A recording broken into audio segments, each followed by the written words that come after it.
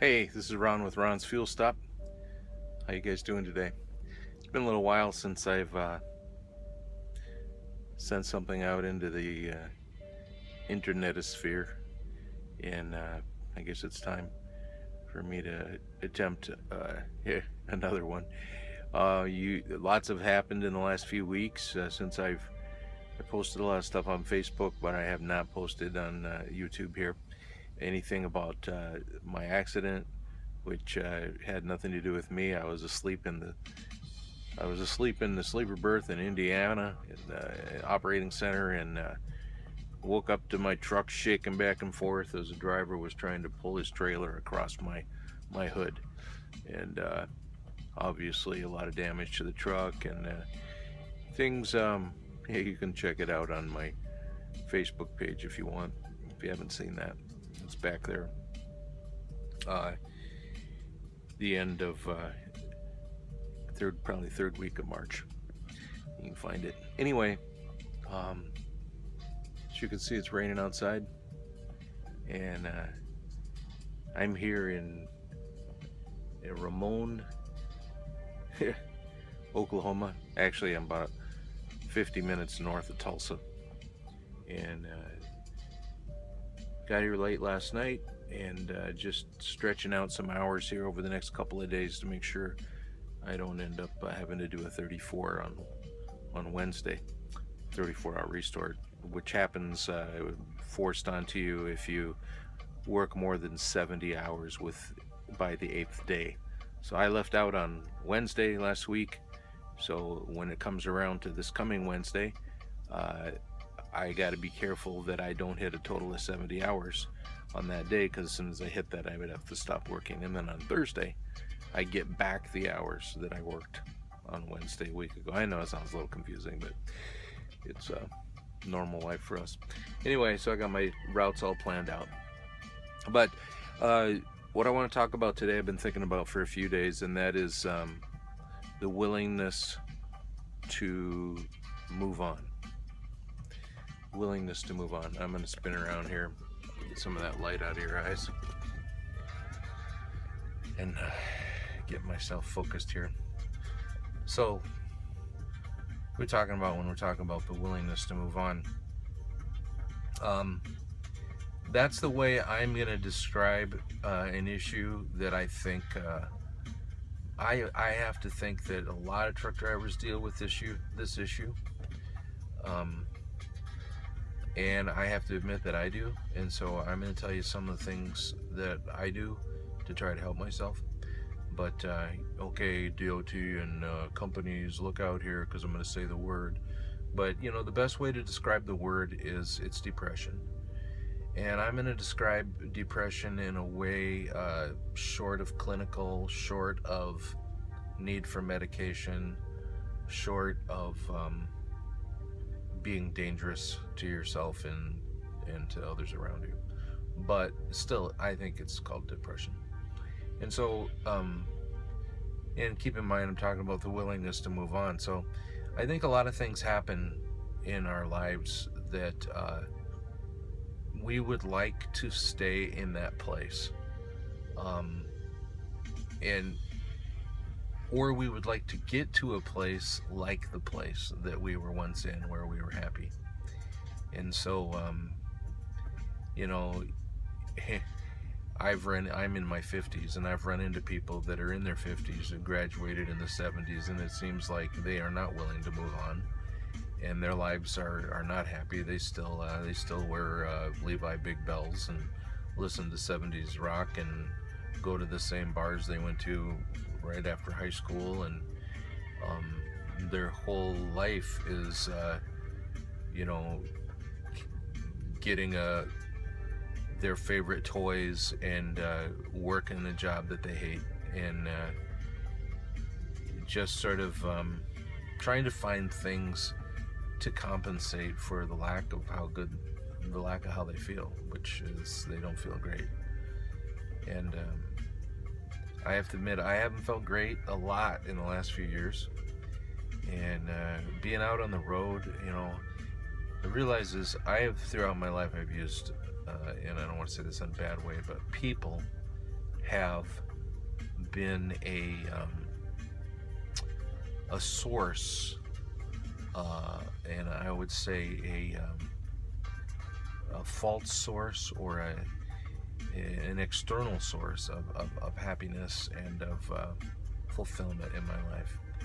And so people use all different kinds of things to become happy and fulfilled, but they last different amounts of time. But the question is, when you get alone, away from whatever that is, can you still be happy, and can you still be fulfilled? And if you can't, then your source of joy or happiness or feeling okay about yourself, it must be external and not internal. And so, unfortunately, I've realized that about myself many times. When I get down, that I am absent of my external happiness, my external joys, my external resources and inputs, and so therefore I feel down. So what do we do about that? So I compare it to being in a truck. I mean, here I am in Oklahoma, which I got the map right there, and I'm looking at how I'm going to get up to Kansas City. I'm going to go up to Kansas City tonight. I'm going to get there about midnight, 1 a.m. I'm going to sit there till my delivery at 10 a.m. That way I can save a lot of hours by doing that, instead of doing it a different way. So what if I liked it so well here, that would be a joke, that I just could not get myself to leave here? That wouldn't work as a truck driver. And so anyway, I guess driving truck for me is a bit of therapy, because constantly I get to places that I like or that I don't like, and then I move beyond them, and I make a plan. I sit in the truck, and I get out my map, and I look at my hours of service, and I look at where I'm going to go to, and I make a plan as to how to get there, and then I do the things that will get me there. So every day I do a pre-trip, I open my hood, I look at my oil and a number of other items, fluid levels and mechanical parts and connections and hoses, and I look at all my tires, and I make sure they're aired up, and I look to make sure there's no external damage and that everything sounds good, and look at all my gauges, and then I get going on my route. And I have 2 GPSs, and if they argue with each other, I have to pick one of them, or the way I feel like is best, usually watching your signage and seeing where you're at. And you're like, oh, well, this has changed since the GPSs were updated, and you follow your signage. You're flexible to move on to the next place that you decided you're going to. So I can do that when I drive truck, but I still have a harder time doing that in real life, and maybe you do too. So first of all, I think it's helpful to know who you are. So a lot of times, this is going to be a deep one, ain't it? I think knowing who you are, when you realize that you are sort of the expression of a bunch of other people, but who are you? And so one of the things I do when I'm out on the road is I read things and listen to things that have been the most inspiring things to me. Certain people, certain personalities, certain speakers, certain authors.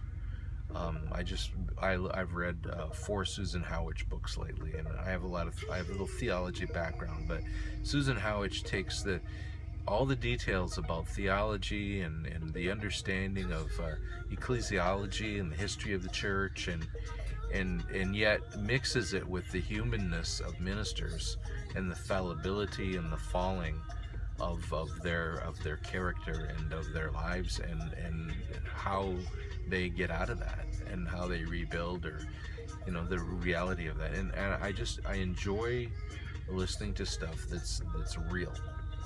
I also enjoy stuff that challenges me, and one of the forms of music that challenge me is jazz.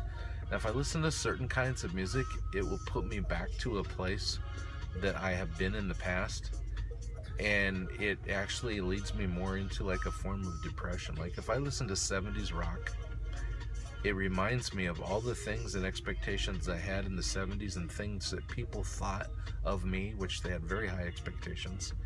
And it makes me feel like I haven't reached those things, and I have failed in some way or another. So I can't really listen to much 70s rock. If I listen to Christian music, honestly, right now, I love Christian music. I think it's uplifting, but it also reminds me of a lot of hurt and pain that I have in my life, that has come to me, I guess, through the church, or at least my receptivity or lack of receptivity, and the way I thought things worked versus the way they ended up working. And so I put it more on me, but it brings me a lot of times frustration and pain. But if I go to classical, something timeless, if I go to jazz, instrumental music, I get uplifted. And this matches my life. Throughout my life, I have loved jazz music, and it has been restoring to me throughout my whole life. I mean, anything from folk, Negro spiritual, Appalachian music, Southern jazz, with a lot of clarinets and some 50s, 60s jazz, jazz fusion. Okay, I'm missing out on some of it right now, but it's part of me. And so the other thing I like is I love tinkering. So today I ran my satellite radio cable from way up. Let's stick this out the window for a second.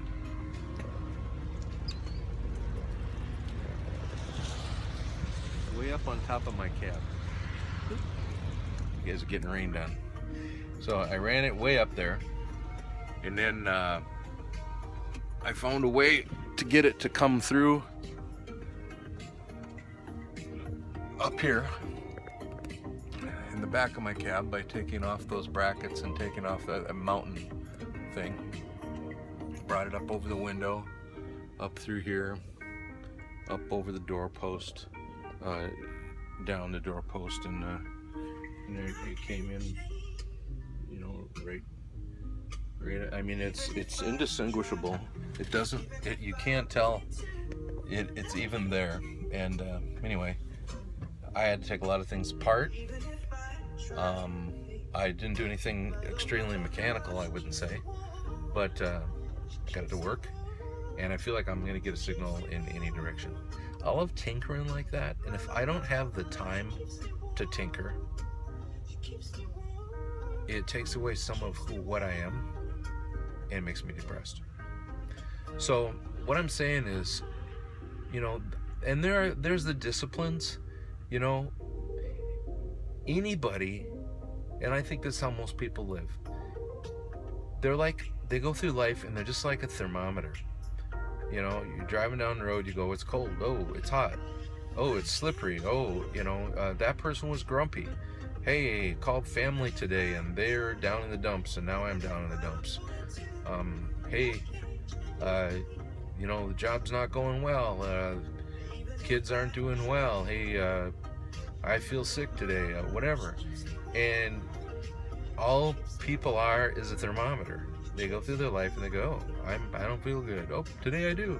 They don't even realize why, and that all those things are external resources or external sources that are controlling them, and all they're doing is reflecting that. What I would prefer to be, and is more of a thermostat, where you set the temperature. And in order to do that, I think we have to have the ability to move on. So for me, the ability to move on, my life has really changed a lot in the last few years, and I have to have the ability to move on from that. I don't have as much influence and input from people around me. I have to be willing to move on and deal with what I'm doing right now. I'm not using my education in the way I would like to use it, but I have to have the ability to move on from where I am. And every day, as I am willing to do that, and as you are willing to do that, move on, go to the next location, use the tools you got to get there, and be you. See ya. Ron's Fuel Stop.